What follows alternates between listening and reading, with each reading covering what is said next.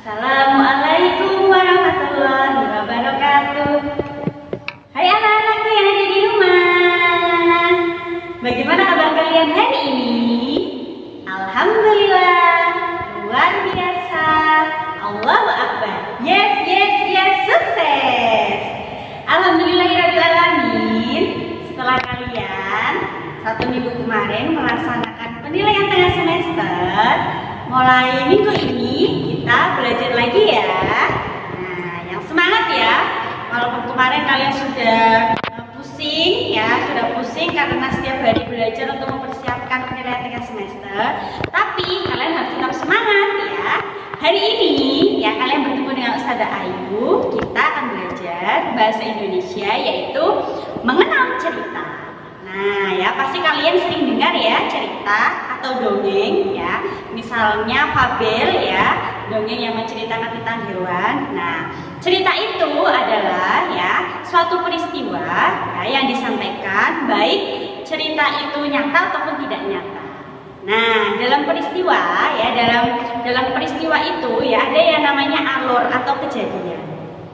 Nah, di dalam sebuah cerita itu ada yang namanya unsur intrinsik dan unsur ekstrinsik. Nah, anak-anak mau tahu kan apa saja sih yang ada dalam cerita unsur intrinsik itu? Yang pertama yaitu ada yang namanya tokoh. Nah, hari ini kita akan membahas tentang tokoh dalam cerita. Nah, tokoh adalah pelaku dalam cerita. Kalian pasti tahu kan ya, ada tokoh baik, tokoh jahat. Nah, dalam sebuah cerita ada namanya tokoh utama dan tokoh pembantu. Tokoh dalam cerita itu dibedakan menjadi dua macam. Ada tokoh utama dan juga ada tokoh pembantu. Tokoh utama adalah tokoh yang selalu hadir dalam sebuah cerita atau peristiwa itu ya. Jadi tokoh utama yang menentukan jalannya suatu cerita. Nah, kemudian yang kedua ada tokoh pembantu yang berperan dalam tokoh utama. Kemudian ya, tokoh dalam suatu cerita itu dibedakan menjadi tiga macam. Ada yang sifatnya jahat, nah itu dinamakan tokoh antagonis. Ada juga tokoh yang sikapnya baik atau disebut juga dengan tokoh protagonis.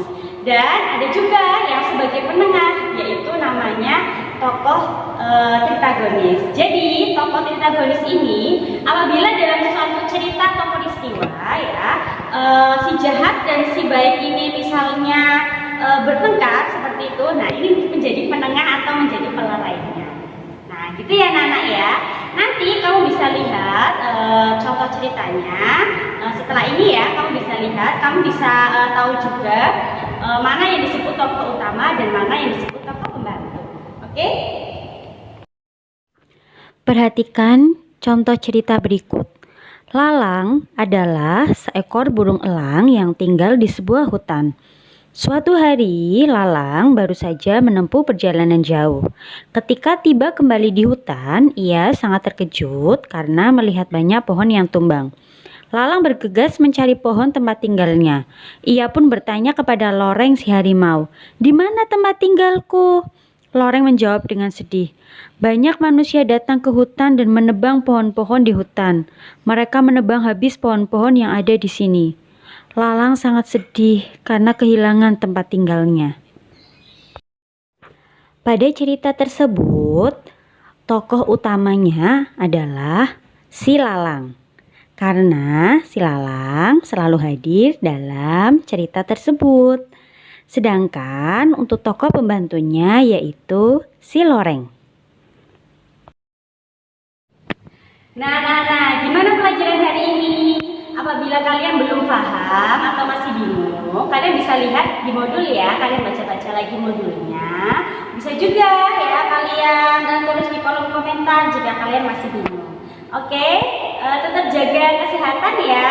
Keluar rumah pakai masker, kemudian makan makanan yang sehat. Jangan lupa juga berjemur. Oke, Ustazah akhiri ya pelajaran hari ini. Terima kasih. Wassalamualaikum warahmatullahi wabarakatuh.